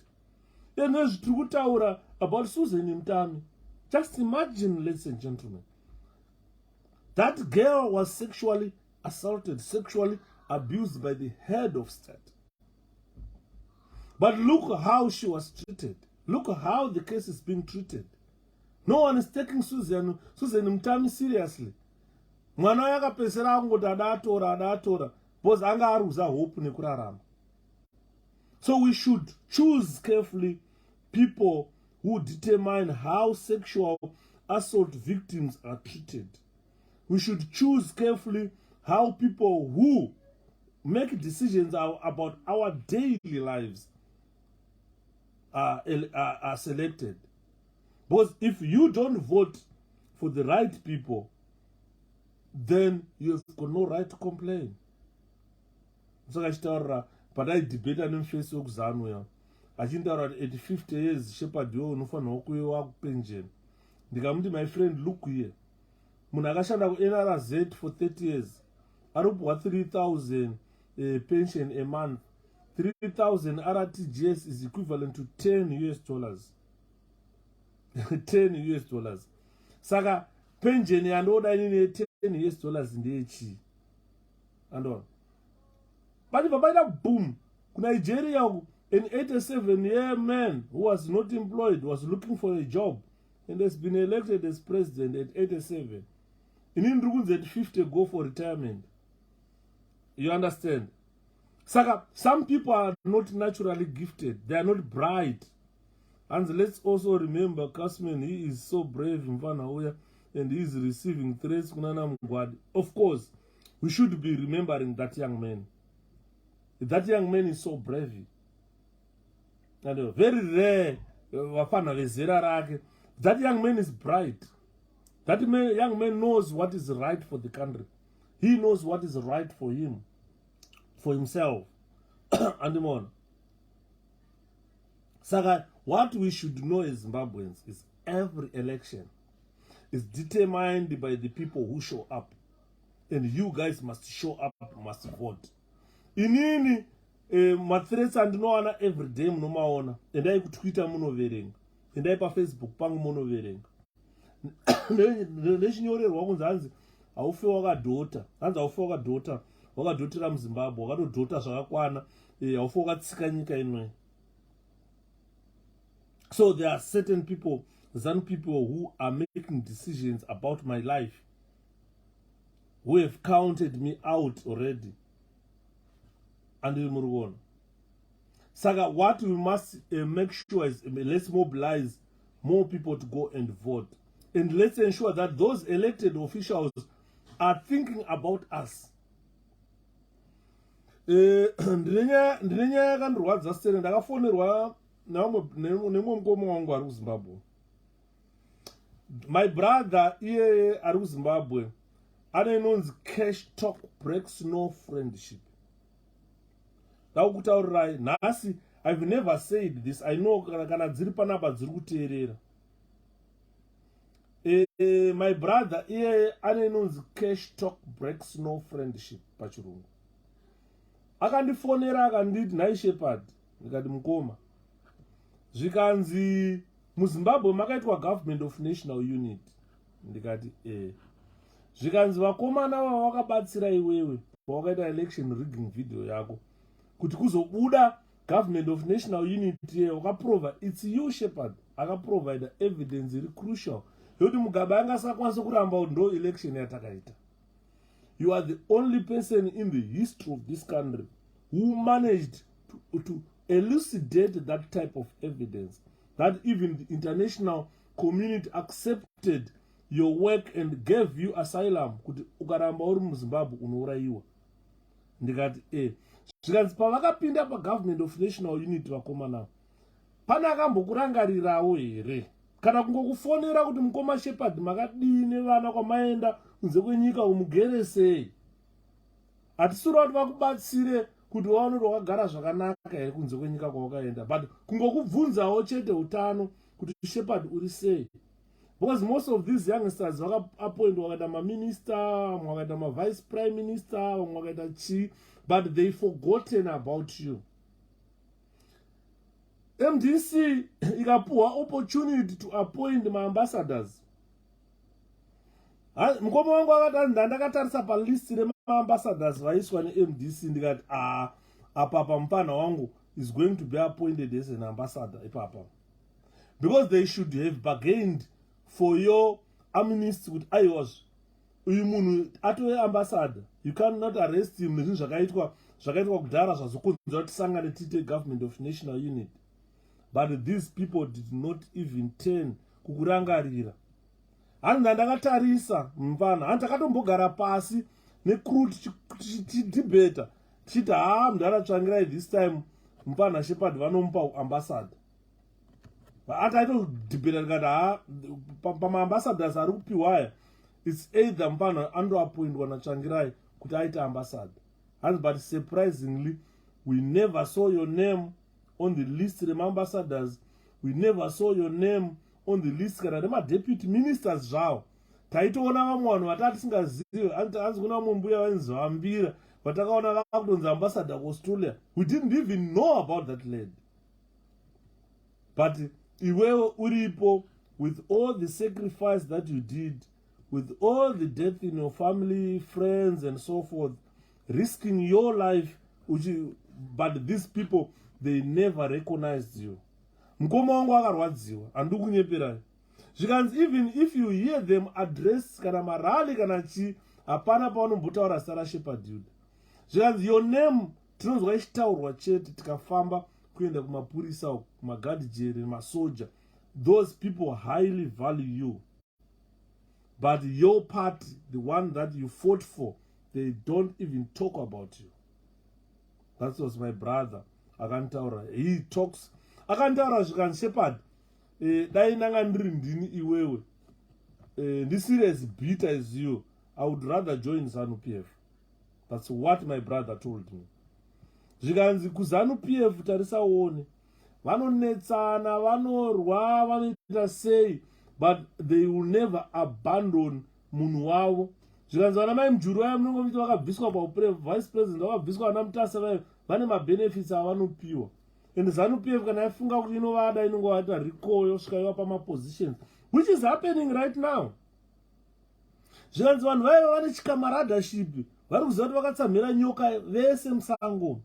Hapana muZANU pavacharasana vanhu ava Shepherd. My brother told me, he is munhu wekuti anokuudza cash talk breaks no friendship. Akandiudza akanditi, think twice. Dai ndanga ndiri ndini iwewe, ndaijoina ZANU-PF. Ndajoina ZANU-PF ndoziva kuti already ndapuwa amnesty, you can visit your family. Right now you can't visit Zimbabwe. You can't see your sisters, you can't see your brothers. Vanhu vari kukuchema kuda kukuona, they can't see you. Hama dzako hadzikwanisi kukuona. Uri kuona kuti akanditaurira zvimwe zvokuti ndakabata rushaya, so ndikati hey, but mukoma wangu vari kunditaurira chokwadi. Chekuchitarisa uone vakomana vavo vakabatsirawa, they benefited. Vakaita maminister, vakaita machii, vakapinda mugovernment of national unity, vakawana dzimari, vamwe vakadzimba. Iwo hauna kana imba chaikugara, hauna kana chaunacho Shepherd chekuti tinokurangarira kuti Shepherd akaita basa rakadai so rakakosha. Akanzi what you did Shepherd, hapana akambofa akazviita muZimbabwe. For the British to help you to fly from Zimbabwe kutiza, hakuna vashoma vanhu vakazviitwa nemaBritish izvo. Kusvika upo asylum unzi gara imba gara everything. These guys should have valued you, but they don't value you. But ndakazongovataurira ndikati mukoma, this is the struggle we are in. Even kune vanhu vakaenda kuhondo chaivo, vakanofira kuhondo, ZANU-PF haisi kuvarangarira. Tinoona vakakwira pamusoro pemakuva vachitaura kuti parere vanhu pasapa, that they've never even attempted to go and bring them back home to rebury them. Kumba vangori mass graves 45 years after independence. Ndikati probably I'm one of those people, the victims, okuti ndichangofirawo ipapo kuti hapana nokuona, hapana nokurangarirawo and so forth. Pamwe kuda Mwari ndo zvavangondisikirawo ndiite mukoma. Ndakataura kuti I'm not going what I can't do is join ZANU-PF. Ndakavataura kuti that is the only thing that I will never do in life, to join ZANU-PF. Kana ukanzi muZimbabwe maopposition ese aparara, kusina opposition, they've been banned, you will never see me joining ZANU-PF. Ndakavataurira mukoma wangu ndikati I would rather form my own political party and go and contest election yacho as president of that country, not kuti hanzi ndingajoina ZANU-PF. Vakanditi ZANU iri kuchengeta vanhu vayo, ndiri kukutaurira uri munin'ina wangu, ZANU-PF inochengeta vanhu vayo. Ndazotarisa nhasi kaona vana Chombo chaivo, they were even acquitted. Kuba 14 million chi, hapana kana muZANU-PF akaconvictwa. But as we speak today, we still have our chairperson Job Scala in custody. Asina mhosva yakaita 1 year in custody. Asina mhosva yakapara. Mbavha dziri panze, they've been acquitted. Saka, what I am saying here is crucial for the dedication. So what I'm saying here is my dedication to the opposition in our country. It's unfettered. And more. So what we need to ensure is the elected officials, they think about us. That point, because we elect people who do not think about us. Vakapinda parliament, they forget. Because they're in parliament. They forget that they are not the only people who are fighting this struggle. That they are not the best. We still have more people who are best, but who does not have opportunity to be elected in parliament. Saka, what we want, we are going into 2023 election, guys. As you were ready to be, because people likes you, Wangu. Thanks, Saturday Linet. Thank you so much. Thank you so much. Nothing is permanent, you that definitely nothing is permanent. I am in a temporary state, and also anytime I will be able to visit Kumusha Nishinoona and more. Saka, what I'm saying here, guys, what is important now to us as Zimbabweans? What is important to us as Zimbabweans? We are going into 2023 election. What I like about our president Nelson Chamisa, vakataura vakati hakuna candidate ichaimbozwa zvaitwa nana Komichi, zvaitwa nana Munzura, zvekuti vaisa macandidates avo vachibhadharisa vanhu mari vachisaina double candidates. President vakati let's ensure kuti candidate ichafieldwa kuconstituents inobva kuvanhu veko. We have got a district there. We have got a province, but we have got a district. Richa elector MP warinoda. Ikoko pasina influence. Wouya nemunhu wawo province. Tine munhu wedu uyu. Ndiye watinodaite MP constituents kwedu. Province yozouya nemunhu yeye ku national. National cannot say no munhu abva kuvanhu. Ndakafarira mashoko akataurwa na president kuti Triple C National Executive cannot say no to a candidate who has been forwarded by the people. So we look forward to those candidates to come from the people. Because that will ensure that all elected officials into Triple C will think about us. Let's choose people who will think about us. Let's not just pick someone ngokudza a percentage yozoti tine percentage yakati useless people. Mukoma wangu vakanditaurira mashoko akandirwadza ekuti tarisaone Shepherd, you risked your life, you risked everything, not your life alone, your family's life. Hakusina munhu wekwaYuda anonzi anopinda basa kuarmy police prison, hakuna. Wakaisa upenyu hwevanhu, the whole family in danger. Waisa the life here, the whole family in danger, but no one even recognized you pakaitwa government of national unity. So we thought probably you'll be appointed as ambassador. Alright, a lesser miteo kana ambassador kana kwakati. Anongosvika ungoshandawo 5 years dzidzodzi zviri nani. Not even one. And they never even raised your issues in parliament. Apana, hanzi kana ukaenda marali kwa-MDC, hakuna aimbotaura nezvako. Taingokunzwa uchitaurwa nemapurisa nemasoja nemagadhero mfeso yakaipa. But asati ambonzwa your part yawakastrugglera uchiburitsa information iyoyo vachikupraisa vachitaura nezvako Shepherd, hanzi not even a day. Andimona ndakavataura ndikati Mudhara, inini I'm a soldier, I don't care. Kana zvinge zvaitika, kana ndichinzi ndafa, kune vaimba vachiti ropa rangu muchariwana pasi pemureza weZimbabwe. Kana ndafa Mudhara, don't worry. The struggle that I want is to make sure that Zimbabwe, before I die, I leave Zimbabwe in safe hands, and the people of Zimbabwe realizing good life in that country. Because now, right now, we've got people who do not want to participate in politics. Imagine if you refuse to participate in politics, if you refuse to vote, if you refuse to participate in politics, politics will participate on you. If you don't vote, politics will still participate on you. Because your life is determined by a politician who has been elected by someone else. So you must take part in electing or voting a person who will determine your life. Because one of the penalties for refusing to vote, you end up being governed by inferior people. Your inferiors.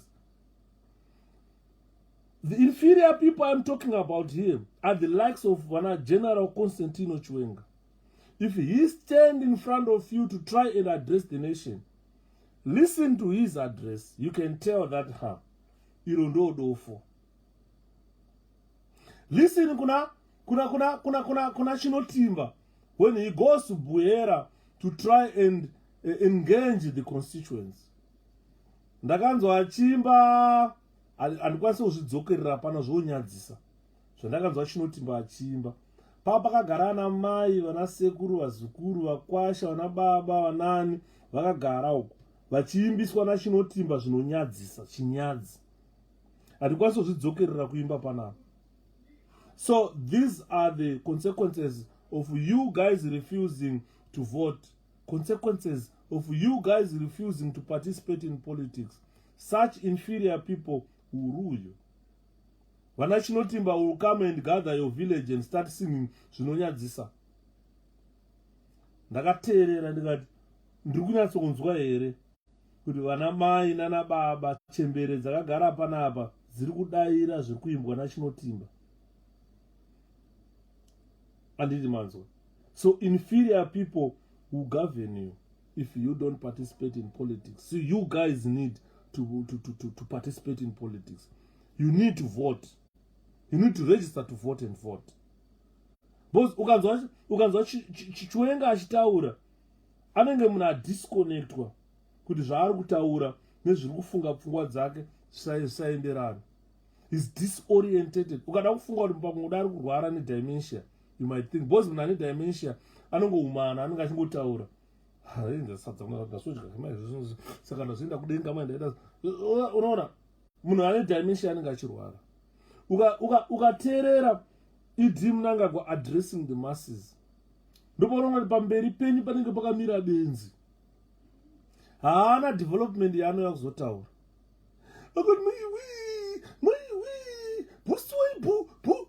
He's the president. He's the man the whole world, the whole country is expecting. Could he deliver things that will better your life? When he stands in front of people, he behaves like a clown. He talks nonsense. Haana chinovaka chinouya kuti president nhasi vauya vari kutaura. Guys, ndakamboita time yekuteerera maspeech aRobert Mugabe. Teerera maspeech aMugabe, woteerera maspeech aMnangagwa. You can tell the ZANU-PF made an error. Mugabe kakazopesera kakutiuraya kachitiponda, but ukateerera ma-early speeches aMugabe unoti yeah, this was a leader. Ukateerera ma-speeches aMnangagwa unobva wamira we don't, that office of president is vacant. Saka if you don't register to vote and put someone responsible in that office, imagine 5 more years from 2023 with such type of inferior people. What Zimbabwe would look like. And if you listen to them talking now, they are so complacent. Whether you like it or not, they think you guys are lazy. They think you guys don't reason. And they are now mocking you. You guys marched in 2017 to remove Robert Mugabe. But when you listen to Mnangagwa addressing you, he's mocking you. When you listen to Mnangagwa addressing you or Chiwenga addressing you, He is taking you for granted. They are saying you are lazy people, you don't want to think. You don't want to reason. No one will run this country. I told when they ball point, that's what they think. Because when they look at you, they look at cuckoo people, crazy people, people who still go vote for them when they talk shit about you. And so let's not be cynical, ladies and gentlemen. Let's not lose hope. And we are the citizens of that country. That country must not collapse, must not perish whilst we are there. We must not let this happen again. 2023 must be the end of everything. 2023, determine yourself that, this craziness must end. This mocking of citizens must end. Let me be patriotic. Let me exercise my voting rights. Let me make sure that Zimbabwe won't be under these inferior people. People who do not talk about development. They talk about spilled blood, spilling blood, shooting and killing people on a daily basis. People who threaten you. People who beat citizens, senior citizens of a nation. There is no country where you find an 18-year-old boy flogging an 87-year-old man for refusing to vote a ruling party. So the 2023 must be the determination point to say, look, this must end. These inferior people must go. These complacent idiots must leave. You understand? Because you guys, you don't know that majority, democracy is all about majority. ZANU-PF utilizes this violence. ZANU-PF uses all this banning of rallies and so forth. Because what they are determined to get is the majority at the end of everything. They don't care how they garner the majority. What they want is, we have the majority, we form the government, we continue to oppress you. So if you don't take yourself seriously, if you Zimbabweans do not consider your basic rights and exercise your basic rights, your freedom will never be guaranteed. You are the only person who can guarantee your freedom. No one can come and guarantee your freedom. And anymore. They are going to turn you away from registering to vote, but keep on registering to vote. Let's continue to engage in politics. Let's stop believing things that are fictitious. ZANU-PF has a lot of fictitious things that they promised you. If you revisit their manifesto, if you ask ZANU-PF today that this is your manifesto you put in 2018 election, what have you done? What have you fulfilled as ZANU-PF? Nothing. So, the problem with today's youth is of allowing our grandparents to pick your payslip, allowing our grandparents to choose for you. Why would you let that happen? Because at the base of the population, this is where the larger population of youth are. Why would you allow your grandparent to pick your representatives whilst you are there? Why would you pick a grandparent or seguru dzinza madzinza mapenyu aya vana Mnangagwa 80 something years madzinza mapenyu? Why would you allow them to determine your future, to determine your children's future? How fun, nothing is permanent. Thank you, Command. hatifanirwe kuita allow madzinza mapenyu aya kuti aramba achidetermine our future. Imagine munhu asina future is trying to make your future. How is he gonna make your future? And so we can all agree on the importance of voting. What we need is voting. Let's not allow these ancestors to come back, threaten you, and promise you a future.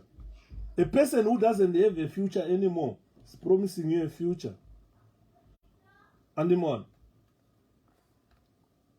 Saga guys, I know too many people have died in this struggle. Since the opposition came into being, a strong opposition in 2000, too many people have died. A lot of people, too many people have sacrificed so much. They have sacrificed so much. My friends and relatives have sacrificed so much. Your friends and relatives have sacrificed so much. From 2000 up to today, too many people have died because of being opposition. And for your information, death is irreversible. I'm talking today, traveling down my memory lane, thinking about Tondera Indira. Let's watch Al Jazeera tomorrow 10 a.m. and they will be exposing ZANU-PF corruption. Thank you, Chemkwan. So what we are saying, guys, I was taking myself down this memory lane, thinking of Tondera Indira, thinking of my sister Emily, thinking of Mdara wangu Mwandarika, thinking of all the fallen heroes who were murdered in 2008. I have come to a conclusion that definitely death is irreversible. Death is cessation of biological functions that sustain an organism. And the cessation of those biological functions is exactly what happened to my friends and relatives. I can no longer hear them. I can no longer see them. They are gone for good. So, we don't want to die in politics. We don't want to lose our loved people again because of politics. This is why you see Triple C president. Vanomhanya nekalai. Vanonzi Nelson Chamisa. He has said in his government, no one is going to lose life because of politics. In his government, no one will be killed because of politics. In his government, no one will be beaten because of politics. You should continue to participate in politics, and you are going to do it freely without coercion. So, you have got a leader that is talking about your future, that ausofokanzwa kurwadziwa nyama yako nekunzi waramba kuvhotera nhingi. And all our foreign heroes that I've spoken about, they have left an indelible imprint in our mind. This is why I was telling you, I traveled down this memory lane thinking about all these fallen heroes. My loved ones. They have left an indelible print in my mind, in my memory. This is why I'm coming to preach tonight to you, that politics, no one should die because of politics. We must find comfort in politics. When voting time comes, we must be eager to vote because we know we are going to elect people who think about us. So, to the fallen heroes, the people who died from 2008 because of politics, I find comfort in knowing that my life had been enriched by having shared some memories with you, shared some love with you. To my colleagues, to my friends, to my relatives who died because of politics from 2000 up to now, including the late President also, the late President Morgan Richard Tsvangirai. It was nice to share some love with you. These memories will not fade. So 2023 is by the corner.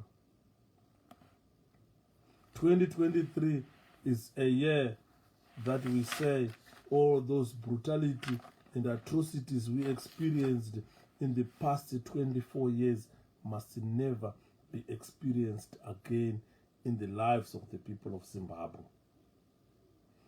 Your rights, our rights, my rights as a voter should never be attacked again. We are banned from campaigning as a political party. We've got only 3 months left into an election. There is nowhere we are going to cover ground to make sure that every corner of Zimbabwe has heard about Triple C. That is an attack on our rights. Banning us from campaigning is an attack on our voters' rights. That should not happen in a new Zimbabwe.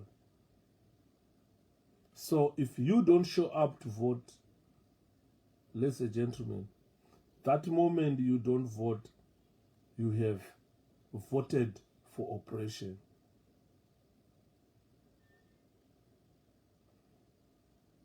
We need to maintain the opportunity that we have at the moment. Let's really check on this administration that is running our lives today. Let's talk to our friends and relatives abroad. Let's talk to our friends and relatives at home. Let's show them that we are not allowed to campaign. Let's utilize e-campaigns. When I'm saying e-campaigns, internet campaigns, we like what I'm doing here. Tinongodhuka chitama live on Facebook. Tongopinda ma WhatsApp groups imomo tichisenda ama messages kuhama neshamwari. Let's have our family groups. Let's talk to our family members very deep inside rural areas. That maane technology, maane know-how, mainyepero unzi tichakuona uchivhota muchiratidzwa phone, cell phone, uchiratidzwa video kunzi urikuona ndokuona kwatokuita. We were taken for fools. You were taken for fools. And honor. So what I urge you is 2023 must end all brutality. And who is going to end that brutality? It's you and me. Because once we realize that the ballot is stronger than the bullet, that's it. This is why you see they are banning our rallies, because they really know that ballot is stronger than the bullet. So what do we need to do? Let's not be hopeless since we've got e-campaigns. Let's let this eager burning. Let's go out there campaigning in our thousands, on our phones, in our millions, on our phones. This election is going to be historic. That a political party known as ZANU-PF, which held 500 rallies, has been defeated by a political party that has never held one rally. So far, we've got 68 banned rallies by ZANU-PF. And we must punish them for that. We must punish them for that. This is a historic victory that in a political party which never campaigned even a day is won the landslide majority. So let's use our voices to reach those who are being refused to gather and hear our president speaking. Let's do something for our political party. Whatever we will do is the benefit of our children. Vana vedu vanoda upenyu hwakanaka mangwana. Isusu pedu tapedza semadhara andini maona. Saka what I'm saying, ladies and gentlemen, ndeyekuti to deal with these inferiors who masquerade as government in Zimbabwe, we must mobilize voters and vote. We must vote ZANU-PF out of power. Good night. Those who want to contribute on anything, my name is Shepherd Yuda. Munogona kundibata pa 0741177746. No number zangu zefone 07411777466. When any questions, when anything to contribute, except vai vanotuka kune mazanu-PF vanoti kana ndataura so vanobatikana vanorwadziwa, vasingade uchenje, vasingade zvinhu zvakanaka, vasingade nyika yakanaka, vasingade kuona Chamisa achita zvinhu zvakanaka for our country. Ndakachiseka zvangu ndikaona mumwe mukadzi anonzi Chimama paTwitter achiposta picture yaPresident Chamisa achita mapress ups. Ndikati ko madii mangoti ED aite mapress ups tione. Akakwanisa kana 2 press ups ndomba £100 yekuti tenga koko mudhara. He can't. Ari kuposta mapictures aPresident Chamisa youthful achijamba. Because that is a youthful president, energetic. Mnangagwa can't jump 30 centimeters on both legs. He can't. Saka, let's choose wisely. 2023 is the year yauchazosunungura wega. Kusamirira kusunungurwa nemwe munhu. Good night.